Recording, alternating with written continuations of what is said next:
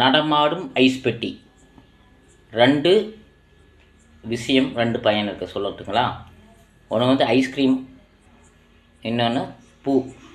ரெண்டுமே எங்களுக்கு யாராவதுக்கு மேரேஜு இல்லை நண்பர்களுக்கு மேரேஜு, ஒரு 10 படி பூ வாங்கிக்கிறீங்க. மல்லிகைப்பூ, முல்லைப்பூ, சரிங்களா?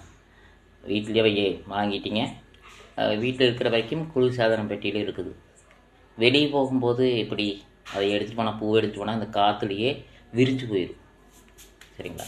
பளிச்சுன்னு இல்லாமல் விரிஞ்சு போயிடும். அது போய் நைட்டு கட்டலான்னு விரிஞ்சு போயிடும்.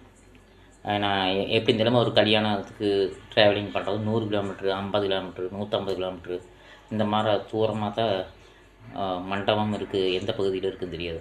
அது போகும்போது என்னத்தை தான் கட்டினாலும் விரிஞ்சு போயிடும்.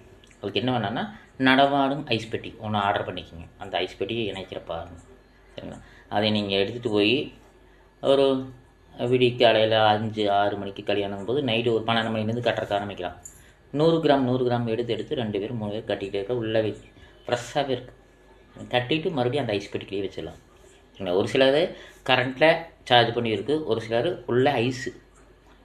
எங்கே மண்டபமுக்கு அதுக்கு பக்கத்தில் ஐஸ் கடை சம்மந்தமாக ஐஸு வாங்கி அந்த ஐஸ் பெட்டிக்கில் கிட்டத்தட்ட ஒரு 50 ரூபாய்க்கு வாங்கி உள்ளே அட்டாச் பண்ணிவிட்டு அந்த மல்லிகைப்பூ, முல்லைப்பூ போட்டுக்கலாம்.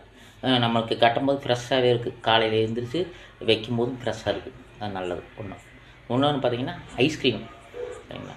நம்ம எங்கேருந்து வாங்கிட்டு வந்தாலும் அரை மணி நேரத்தில் கரைஞ்சி போயிடும், சரிங்களா?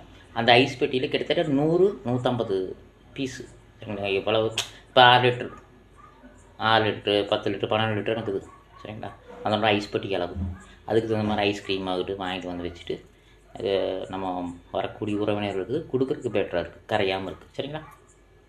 பின்பற்றுங்கள். நன்றி.